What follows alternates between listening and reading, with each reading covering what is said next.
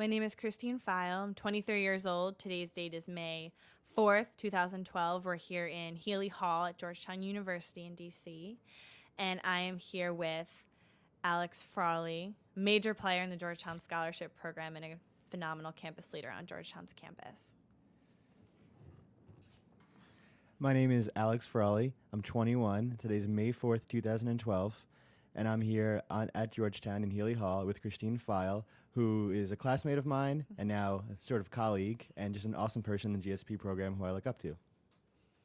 Thank you, Alex.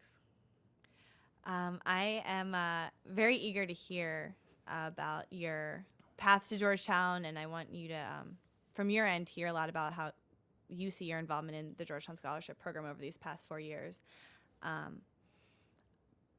But I'm interested a lot as well in how you came to Georgetown. So what sparked your idea about coming here, and what was that path like? Okay, cool. So it's kind of a cute, funny story. When I was really little, like 5 years old, I really wanted to go to Georgetown, and that wasn't because I knew anything about the school itself or had any friends who went there or family members who went here. But I, being from New York, was and still am a huge Knicks fan. And Patrick Ewing was the best Knicks player at that time and also a Georgetown graduate, so I knew that, and I was very big into following sports. So I picked up college sports, and I followed Georgetown basketball when I was 5, and I wanted to be Patrick Ewing, so I wanted to go to Georgetown, and that was my thing. So we came on a family vacation once when I was probably 7 or 8. We came down to D.C., and in the middle of doing all the regular touristy things that families do when they come here, we came to campus for a day, and I took a picture in front of the statue and sort of talked to security guards about like when they knew Patrick Ewing when he came here and all this cool stuff. So that was what initially sparked my interest. Then when I went to high school, I was lucky enough to go to Regis High School in Manhattan and Jesuit High School, and being that it's a Jesuit high school and being that it's fairly close to here, lots of kids from Regis end up coming here. So knowing juniors and seniors when I was a freshman and knowing that they were interested in Georgetown got me more interested in it too, more in an academic, more serious kind of mature interest. And I was sort of lucky because I knew that every year there were going to be like, 15 kids who would come here and way more who got in and chose not to. So it sort of was like I just had to do what I was supposed to do, so to speak, in school, get the grades I was supposed to get, and then it wouldn't be that like far-fetched of an idea. And that was really lucky. So I took advantage. And I ended up, I followed through. And when I was a junior and started going on college visits, I visited, and it was my favorite. And it worked out. Now I'm here. So. Did you consider other schools? Yeah, I did. There were a lot of schools that I liked. I kind of, I guess I'll talk about what I liked about Georgetown and how that related to other schools. So a few things that I liked were its distance from home. I liked how it was, like let's say 4 hours away from home, that it wasn't a plane ride away, but it was still enough and far enough away, and it was in a new city. And I wanted to be in a city. I didn't want to be in like a rural area, but I also wanted to have a campus feel, sort of that school spirit, campus environment within a city. So I wouldn't want to be in a school like NYU. I wanted to be at a place like Georgetown that's that's inside of a city, that's right next to all the amazing downtown opportunities that a city provides, but that still had its own campus, and it didn't really feel like it's in a city when you're on campus. So I really like that. Mm-hmm. So there's a few schools that were like that. I thought Boston College was similar to that. I thought Villanova was similar to that. And even a school like UPenn I thought was similar to that. And I also was attracted to Georgetown, like I said, about the basketball and being sort of a big sports environment with a lot of school spirit and people going to the games. And I wanted that kind of college experience. And some other schools shared that with Georgetown too. But I also was really attracted to the Jesuit identity of Georgetown because I had kind of really appreciated that aspect of my education at Regis. And I wanted to continue in that tradition. And Georgetown provided that opportunity, and not many other schools are Jesuit. So that was another thing that kind of steered me towards here. And then in the end, just that feeling that you get when you kind of step onto a place and you feel like you belong there and that's the place for you. So when I came to visit over the summer between junior and senior year, I fell in love with it. And then when I got in and came for my gap weekend, I fell in love with it even more. And I just kind of had that feeling that this is where I want to be. And I was so happy that I got in and that it worked out. And now it's 4 years later. Yeah. What's it like going to a school with so many people from your high school? It's interesting. It's like it can be a blessing and a curse in a way. And I think I've done right by it. So the first thing, I like my friend from Regis, Sean Gallagher, who I'm still like best friends with now. Sophomore year of high school, I remember sitting in the cafeteria, and his parents had both went to Georgetown, and his cousins and aunts and uncles all went to Georgetown, like one of those Georgetown families. And he said, I'm going to go to Georgetown. And I said, I think I want to go there too. And he said, we should be roommates. And I said, okay, we will be. And then we actually were, like freshman year. Plan that 3 years earlier. So that was like the first decision. Should I room with someone from school that I have like 12 friends who are going, or should I not? And I decided to live with them. And, there's the negatives of that. Like you could sort of not expand your horizons at all. And there's the worry that you're not going to branch out, that you're just going to stay friends with the same people. And I was worried about that. And I tried to sort of make new friends and do other things to counteract that a bit. And I think I did a fairly good job of it. But at the same time, it was so nice to like go into it not having to worry about having a bad roommate or having someone who you weren't going to click with. And I'm sure that's part of the fun of college too, especially freshman year. And that's an experience to remember, whether it's good or bad. And I maybe didn't have that as much, but I'm still happy with the way it worked out, and it was great. And it's interesting because some of us, we were really close going into school. And now there's like some of us who are still really close and others who have sort of branched out more. But all of us have our own friends too. So it's really nice to sort of be able to branch out, make new friends, do new things, but at the same time have a home base sort of where you feel like you're at home almost. I'm just thinking about my own college roommate. I'm jealous of your experience.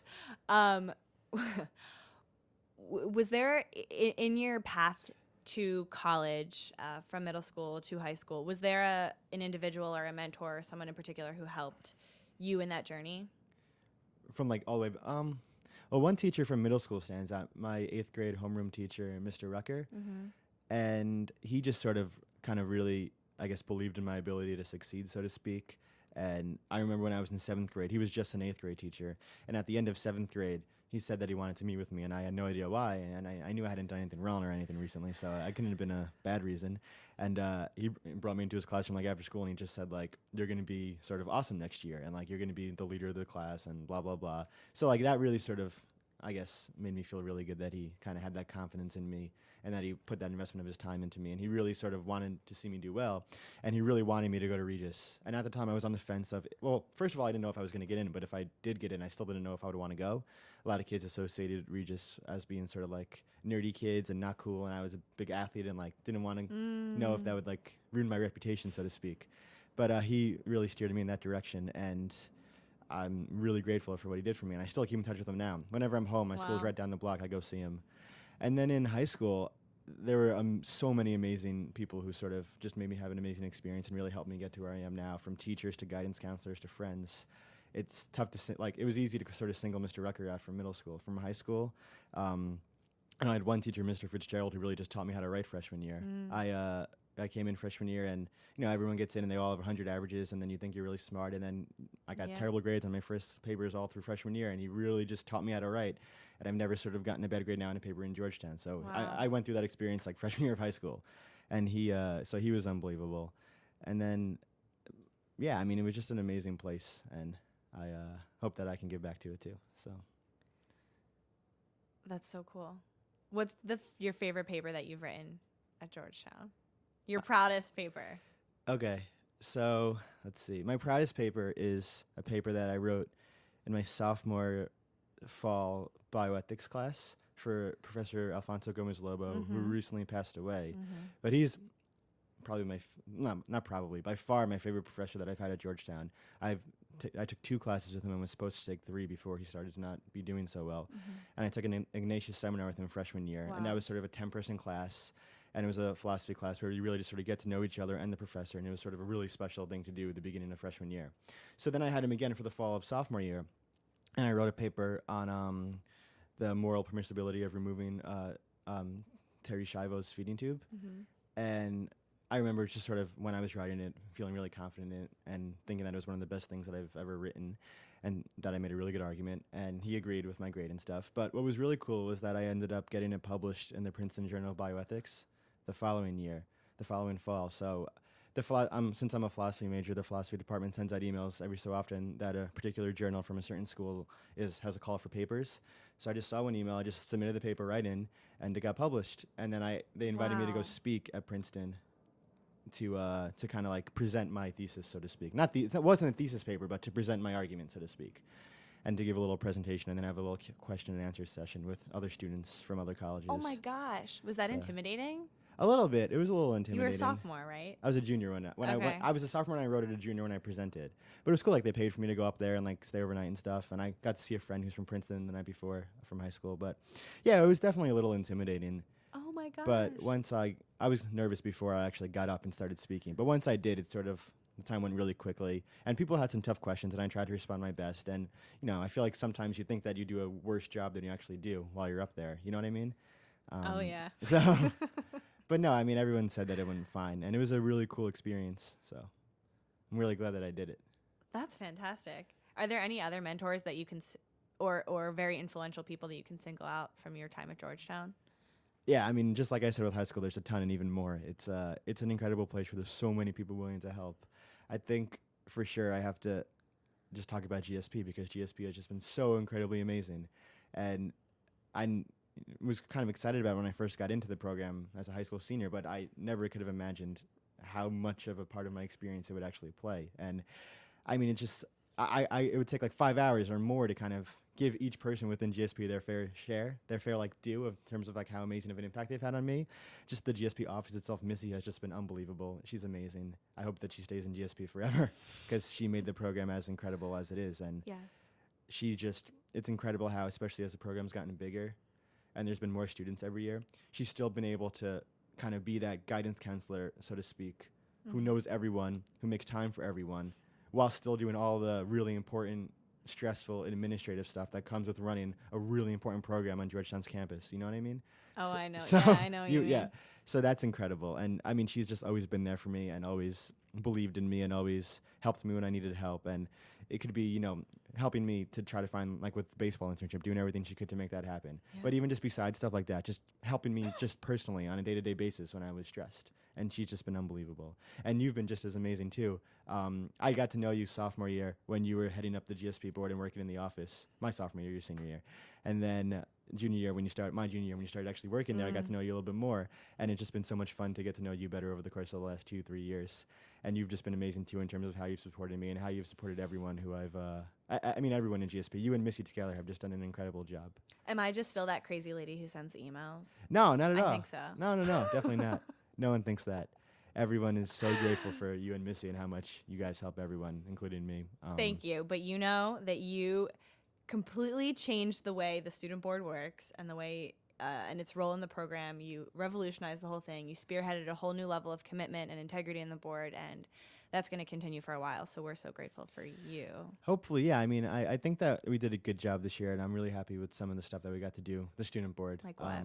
What are your proudest moments within the Georgetown Scholarship Student Board? So over the course of, so I've been on, this was my third year on the student board. My first year was my sophomore year when I was a social events coordinator, but more specifically the intramural sports coordinator. Then my junior year, I was the mentor coordinator. And then my senior year, I became the chair of the board. So I guess there's a lot of things that I guess I'm proud of and that has been really cool to be part of within the GSP board. The first thing is just working with amazing people and getting to know amazing friends within the student board each year of all different grade levels. So it's really cool to sort of interact with people throughout different years like that and who are all really amazing and really dedicated and bring a different thing to the table. And there's been great people every year. And it's been really cool this year because this is the first year that I really worked with everyone because I was the chair and had to kind of follow up with everyone and do things with everyone instead of sort of just doing things on my own and just seeing people at meetings. So that's been a really amazing experience. I'm really happy with sort of the intramural teams, which at the time, they didn't seem like a big deal, and they're still not. They're very easy to organize. They're fun. It's not a pressure environment or anything, but I think they actually make a difference. I think they make a difference with getting kids more excited about GSP and getting kids who might not know anything about GSP, but then they just get an email that they can play basketball for free.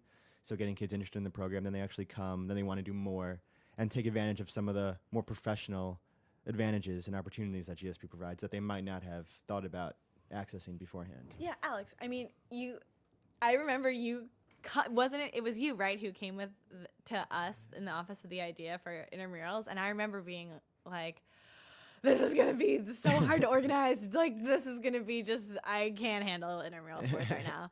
And you spearheaded it, and it turns out literally to be the most successful thing that the Georgetown Scholarship Program does, because you're right. It loops students into the program. It gets them excited. It builds an amazing camaraderie among students. It's fun, super easy to organize. Well, I think it is. You organize No, it is. Yeah, it is. Yeah. And it's great. And I remember saying to Missy recently, I don't know if I told this to you, but I said to her, this is why Alex Frawley is a visionary, because he has these ideas and he sees how they can be executed in the big picture, and I always don't see that way, and that's why I have to take a lesson out of his book. So keep thinking big. Don't let crazy lady who sends the emails tell you that you shouldn't. But yeah, and even with the intramural teams, the first year we weren't that great competitively, but this year we were actually a really good basketball team, and the team is going to be even better next year. We went 4-1 in the regular season, and then we ended up losing in the playoffs, but we only lost by about 3 or 4, whatever it was. And the team that we lost to ended up going all the way to the championship. So we were a competitive team that could have won with a couple different bounces. And the soccer team was? The soccer team was undefeated too. I wasn't part of that. So you just well, I was going to join on for the playoffs to see if they were going to make a run at the championship and get my intramural champion T-shirt. No, they did amazing. Yeah. So there's a lot of excitement for GSP sports, not just in terms of the camaraderie and the fun, but the competitiveness next year. Maybe there'll be tryouts for an 18 and a B team. Oh, God. How would you define GSP, the Georgetown Scholarship Program, in how would you define its role on campus, and specifically in terms of you coming to Georgetown? Did it play a role in that aspect? Well, so for me, at least financially speaking, it didn't play a role in me coming to Georgetown. The way it worked out, and I know GSP is a little bit different now that it's tied to 1789, but when I was accepted into Georgetown and GSP, it was a $3,000 per year grant, which went towards decreasing the amount of loans you'd have to borrow. So that was amazing. That was incredibly generous and nice, and I'm so glad that I had that extra boost. But the way it worked out of the schools that I was admitted to, Georgetown was actually the cheapest school that I got into. So just because some of the other schools I got into didn't have financial aid packets that were as generous before GSP even came into the picture. So I was going here before I knew about GSP. But that being said, as soon as I saw the letter about GSP, I was so excited because it talked about all these different really cool things that you'd get to do, and this really cool community that you'd be part of that's just gotten bigger and better every year through your guys' hard work. So through your hard work. And on campus, I just think that it's really an amazing program.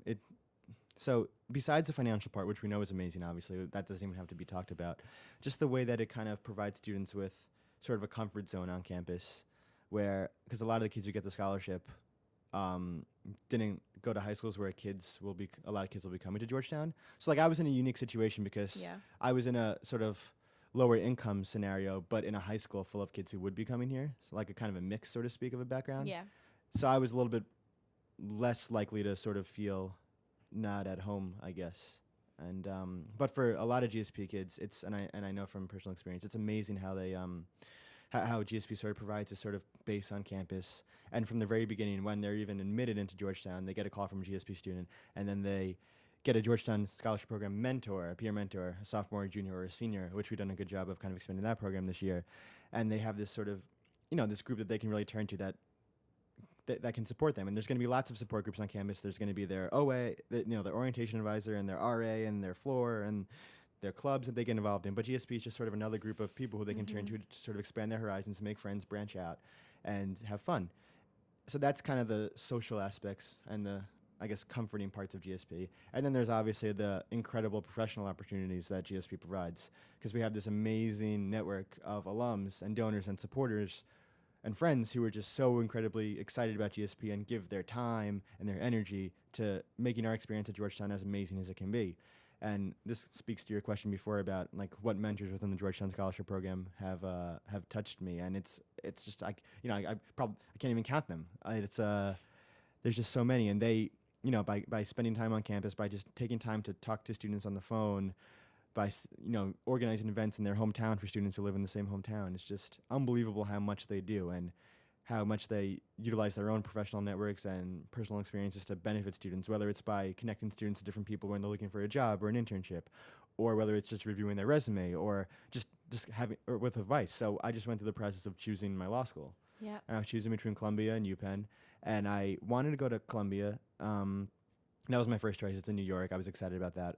But UPenn gave me a lot more money in the scholarship, and I didn't know what to do. I didn't know if going to UPenn would sacrifice like something that I shouldn't be sacrificing by missing out on Columbia, and I wasn't sure about all this because I'm not a lawyer and I never went through law school before. And there were so many GSP alums, both who were lawyers and who just knew lawyers, who helped me with my decision and just took time to at least like 10 people took time to talk to me on the phone and over email and sort of like give me the breakdown on their experience dealing with this particular law school versus that particular law school and how they would weigh the financial consideration Yep. versus the prestige consideration of the other school. And in the end, I felt like I went through law school and that I was a lawyer for 20 years because I had all this advice at my fingertips that not other kids maybe here would have.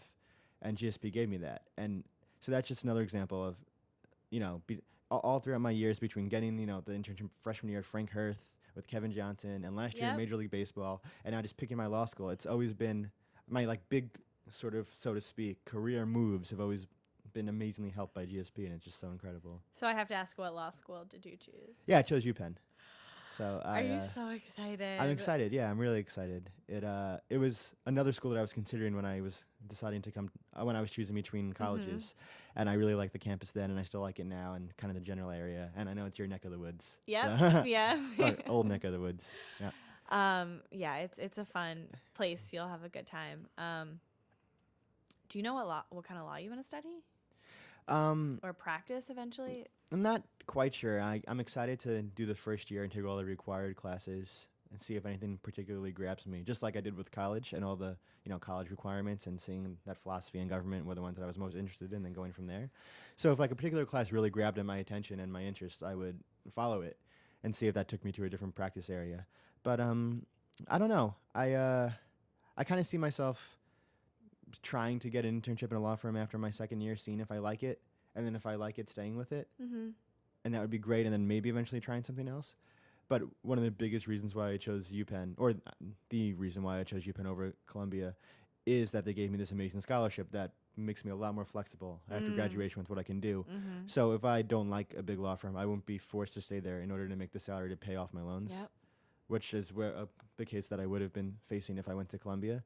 So that's really nice. And yeah, I mean, I definitely want to practice law. I'm really excited about it. I always saw myself as a lawyer, and I still do. So some people, I feel like, go to law school and they say, I'm going to take the JD degree to business or sports. And Yeah. But I definitely want to practice law. And maybe eventually I'll, pull a Tim Broslin and go into sports or something. Yeah. But I don't know. But I'm excited. So. When did you get the law school bug? Well, when I was little, people always told me that I like to sort of question and argue and that I'd be a good lawyer. But I feel like everyone says that to their kids and To stuff. little kids. Yeah. But after I got cut from the basketball team in high school, I joined the debate team and I started debating. And at that point, I became more interested in a possible pursuing law school. The experience of sort of going back and forth and writing cases and responding to arguments and doing all the research and that kind of stuff. And the issues were sort of related to law at times. So that was kind of something that got me interested in law. Then with my debate coach, I took a senior elective called Contemporary Social and Political Issues, where it was just it was basically a con law class, reading Supreme Court cases. So that was kind of the first thing where I actually did legal work, so to speak, and I loved it. It was my favorite class by far throughout my whole life. And then I really thought I wanted to go to law school. And then in college, being a government major, I've gotten to learn more about the criminal justice system and about law. And I took Con Law 1 and Con Law 2, and I took it wasn't called criminal law, but it was basically a criminal law class this past fall. So I've done all these sort of classes where the interests have sort of grabbed me, and yeah, I'm excited. What's con law? Constitutional law. So it's basically okay. just sorry. Yeah. I'm out of the loop here, Oh. Alex. You gotta fill me in. Constitutional law. Yeah. No, so there was Con Law 1 and Con Law 2, and I did Con Law 1 in fall of junior year, and I'm doing Con Law 2 now. And basically, it's just a class that you read prior rulings in Supreme Court cases in which they debate the constitutionality of, I guess, various issues. So whenever a state or a local government or whatever passes a law, it has to kind of be in accordance with the Constitution. And with a lot of controversial issues, there's debate as to whether or not it actually is in agreement with the Constitution. So Con Law 1 was the two Con Law classes were separated by issue, not really chronologically. So Con Law 1 was all about the Commerce Clause and Congress's power to regulate interstate commerce and all the kind of implications of that. And that's, for example, how they can regulate private discrimination based on race or any other sort of characteristic like that.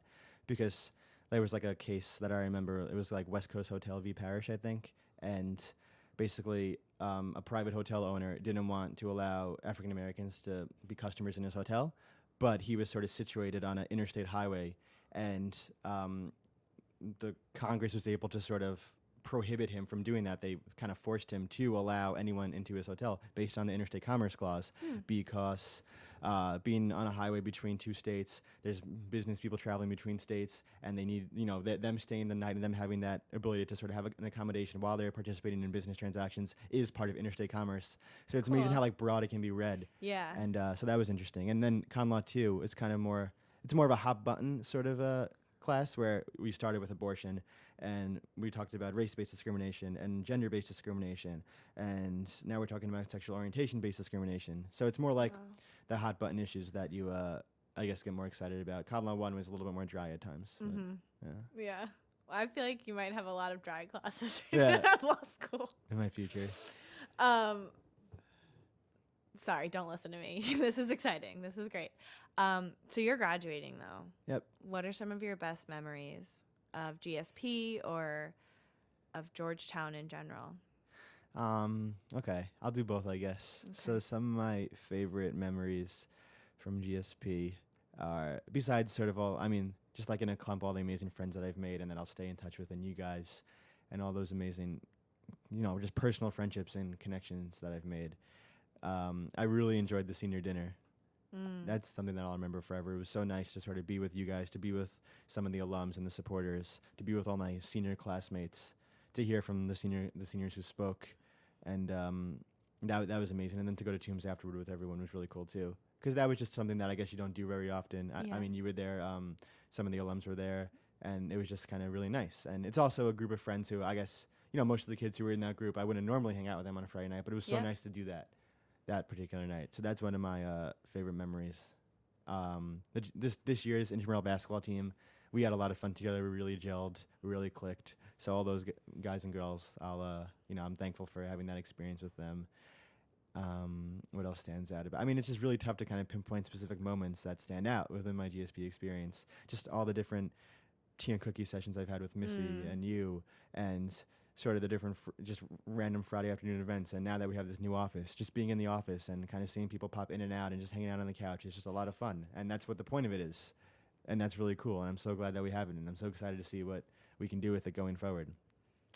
And and just talking about, I guess, Georgetown in general, some of my favorite memories actually come from, I played rugby freshman, sophomore year with a lot of my friends from high school. And that was a lot of fun. So I got to learn a new sport and make some friends and stay in shape and stuff. So that was pretty cool. And I have some good memories from that, both on and off the field. I have good memories from a lot of the basketball experiences I've had here. I guess the two best weekends, like back-to-back for basketball, was my sophomore year when we killed Duke and Villanova on back-to-back Saturdays. And I'll always remember like what I did the night before those games, or I did the morning before those games, and those games. So those are cool memories. Do you sleep out to get good seats for games? I never did that, no. But I did this past. I never did it to get a good seat for a game. I did it for the Big East tournament this past year with Antonio. It was the day before I left for spring break, and I was going home for spring break in New York, and the Big East tournament was taking place at the same time in New York. So I convinced Antonio to come with me into McDonough, into the gym, to sleep overnight to get the Big East tournament student tickets that were only $10 a game and that were right on the court. And it was funny because we had that PEP meeting where we were selecting new PEP mentors for this coming summer. And, Antonio and I had a finance test the next day, and we were at that meeting and we finished up. And I was like, let's just go over to the gym now. Like, let's just hang out there and study finance the whole night. And then, we'll get the tickets in the morning and it'll be awesome. And he sort of needed a little bit of convincing, but he came eventually. And it was a lot of fun. It was kind of cold and it was a little annoying at times, but we Were studied. You outside or in the gym? No, you're in the gym. Okay. So we studied and we just sort of hung out and got food, and I got tickets. We got tickets. And then tickets. I saw you in New York at the games. And then they lost to Cincinnati. And then we lost. But still, that was a fun day. That was a really fun morning. I remember the GSP brunch, and then watching UConn, Syracuse, and then our game was amazing. If we would have won, that would have been so cool, and that would have set up a Friday night game against Syracuse. But what are you gonna do? There'll be more Big East tournaments. So it was just the last one as a student. How'd you do on the finance test the next day? Oh, I did fine. I was also taking the class pass fail. There you go. Yeah, so that helped a lot. Is that the class? That's Mr. Ryan's class, yeah, right? Another amazing person who's involved in GSP and just Georgetown in general. I had him You as a told me professor that. when I was here. What are the big takeaways from that class? Like from a financial standpoint? Yeah. Well, there's also, I feel like, life that we're kind of lessons, screwed too. financially our whole lives. No. Well, honestly, I feel like up until the very last few classes, that seemed to be like what everyone was taking out of it. But then he sort of lightened up, I think, in the end. And maybe, I don't know if he realized that it came out a little negatively, but that's his job. Like, that's what he's supposed to do, teach us all these different techniques. And kind of not scare you, but make you aware of these different things that to a 21, 22-year-old seem more frightening than they might be. And but yeah, what I learned in that class about finance, I didn't know anything coming in, and I feel like I know a really good deal about it now in terms of just reading balance sheets and kind of just looking at stock prices and predicting where they're gonna go. And I'm not like ready to invest or anything, but I just feel like I learned a lot that I didn't know before, and just the importance of investing your money early and saving for retirement when you're like 21, and just all these different things that he taught us about. And I talked to him about like the loan situation for law school a little bit, so he was really helpful in that regard. I'm sure, yeah. And he's just a really amazing person, an example of someone who really just wants to use his talents, his time, his energy to really give back. And that's why he teaches. His job really isn't to be a professor. He does it because he wants to. He does it because he enjoys being with students and teaching them and getting to know students. And he sets up Sunday review sessions every week to do that. And he's so incredibly flexible in his time. And he's more flexible to meet up for like office hours than a real professor is, whose job it is to do that, So he... And it's just a really nice class where I just never felt like there was a lot of pressure in the class. Yeah. He makes it challenging. You learn a lot. It's not like it's a complete joke where you don't do anything. But at the same time, it was just never overwhelming, I guess. Maybe that had to do with me taking a pass-fail. Yeah. But I think for kids who weren't taking a pass-fail, it was still sort of the same deal. And he's, I'm really excited to stay in touch with him. And I hope to be able to do stuff like him when I'm older in terms of giving back my time and what I've learned over the course of my life to help students and help whoever, Well, he'll ask you to come back, and we're gonna ask you to come back. So don't worry. Oh no, I'm so There'll excited. There'll be plenty of opportunities. Yeah, there were two at one of our last classes. There were two students who he had like 5 years ago who came back. But no, I'm definitely really excited to stay involved in GSP, especially being here with TFA. I mean, you still need to plan our intramurals and everything. Yeah. So Well, I think Mike's gonna do a good job with that. Is Mike your mentee? Yeah, he was my mentee when he was a freshman coming in. He was my mentee. Oh my gosh. So yeah, we have a kind of a little funny story behind us. Okay. He so he went to Regis too, and my friend Tim now, who I roomed with last year from Regis, who goes here also, Tim was his mentor like coming into Regis. It's like the same deal. You have like a junior mentor and you're an incoming freshman called Jasper and Jaspy. Tim was his Jasper, so I met him, when I was a junior in high school and he was a freshman. But we didn't really hang out then too much or get to know each other too well at all then. But then when I was already in Georgetown, I was home for Christmas break my freshman year, and I was in the Queens Center Mall near my house, and he's from Queens too. And I was kind of just hanging out with some friends or whatever, and I ran into him, and we recognized each other, and he sort of said, like, where do you go to college and stuff now? And I told him, and he said that he wanted to go there, and he was asking, like, if anywhere in the mall sold Georgetown stuff. And I said, oh, no, I went through this, like, when I first got in. I came here and looked everywhere, and they didn't have anything. So that was, like, the first time I really kind of spoke to him, so to speak, in a long time. And then that was nice. But then once he got in here, I ended up calling him to congratulate him on GSP and Georgetown in general, and then I ended up becoming his mentor. And then from there, we sort of really clicked more once he came to Georgetown. That's another interesting thing about having like friends from high school. Some friends from high school are high school friends, and some are Georgetown friends. Like even though you went to high school with them. Yeah. Like Antonio, we didn't hang out at all in high school. So if I think about him when I'm older, I'll think of him as a Georgetown friend versus a high school friend. But he's from the same high school. That's just cool. Is that because you were the cool No, sports person and that's Antonio was the geeks that you were working on? I mean, just can't hang. You're never going to be super close with everyone in a school. No, I get you. I'm teasing. And then some friends are both. So, but anyway, with Mike, and then since we've kind of been on the same track here. He's in GSP. He's big in. He's the new vice president of Hoyas for RBI now. Yep. We actually some stories are kind of just weird because we were once I was on the phone with him telling him to do stuff for Hoyas for RBI, and I was coming around this corner and he was coming around that corner, and we literally crashed, talking on the phone the whole time. So that's just kind of a. If we were both gay, we would be meant for each other. Yeah, that makes something like that. So tell me about what's next after graduation. So I'm doing Teach for America here in DC before law school, and I'm really excited about that. It was something that was never really on my radar until this year.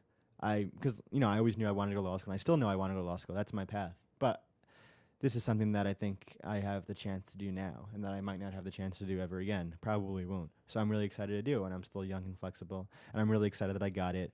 And Devin Coleman, who's also on the GSP board and an outgoing senior who's doing it with me here in DC, she helped me because she had gotten it before me. She had applied earlier and gotten it before me. So she helped me with my interview process and to prepare. So I'm thankful for her to that. And yeah, I'm really happy that I got it. I'm really happy that I got here in DC. I think it's going to be cool to make an impact here, to stay in touch with GSP and Georgetown, Hoys for RBI, all that stuff that I've played a big role in while I've been here, to kind of still get to be involved, so to speak. And yeah, I'm really excited to do something like this with TFA. And it's going to be hard, and I'm a little nervous, but I think it's going to be a really rewarding experience, and I hope that I can make a positive difference, and hope, maybe it'll even set me on a path in law that I never saw coming. I'll go to law school, and maybe I'll be persuaded to do something else because I did teach for America, so... Do you have experience working with kids? I do, yeah. And sort of like I've always really enjoyed working with kids, and I have a little sister who's 10, but I've always enjoyed working with kids, whether as a teacher or a coach.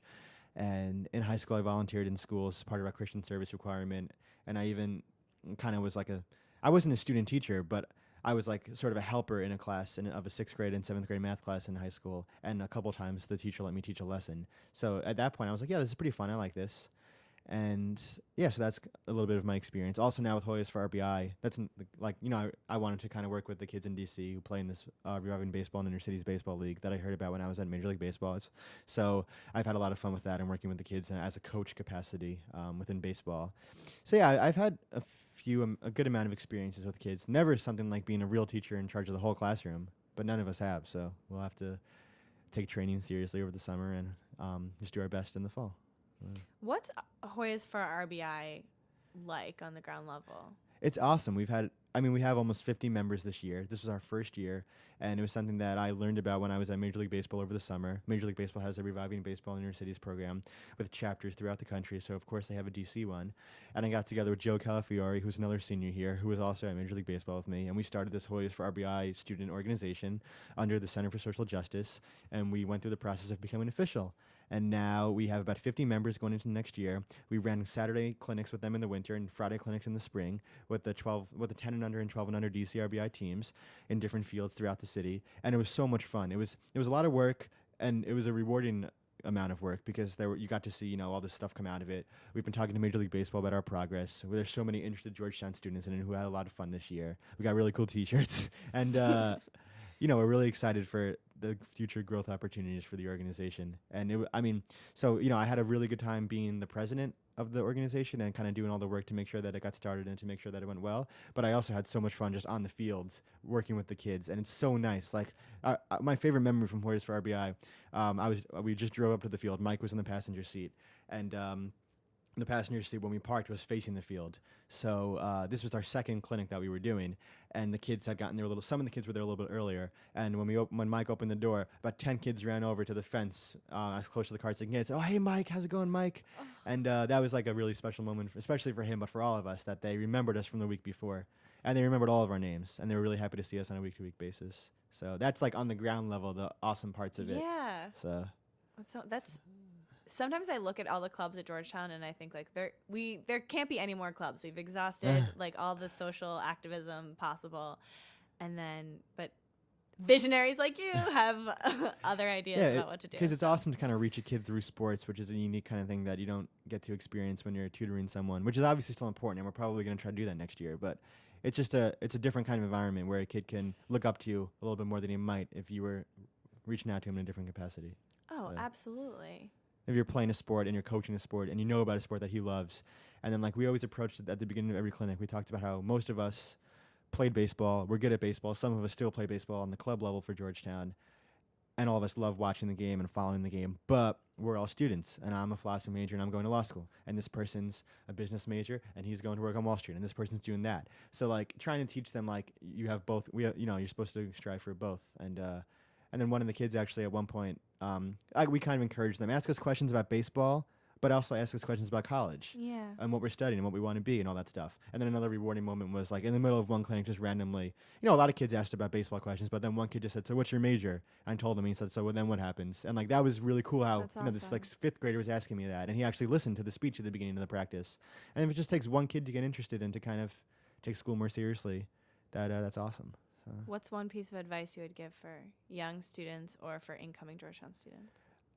Enjoy every minute of Georgetown. Make the most of it. Get to know as many people as you can because there's so many amazing people. So, it's really important to have your own special, close group of friends that you'll be with forever. But at the same time, try different clubs, do things you love, and you'll make amazing friends that way. And just do things because you have fun with them. So, like with Hoyas for RBI, I did it because I thought it would be fun to have that kind of club on campus. And it's amazing where it went in terms of like what it's, not just the fun that I've had, but so many people have been interested in it and the publicity, and it's insane. So like that's an example of like doing something you like and just getting a lot out of it more than you even anticipated. And it wouldn't be that way if maybe I joined a club that I wasn't fond about, but that I just thought would look good, because then I wouldn't have put any work into it and I wouldn't have been good at it, whatever it would have been. So. I know I saw you guys on the front page of the Georgetown website. Yeah, stuff like that is so unexpected and cool. So. Well, that seems like it's it. Thank you, Alex. Thank you so much, Christine.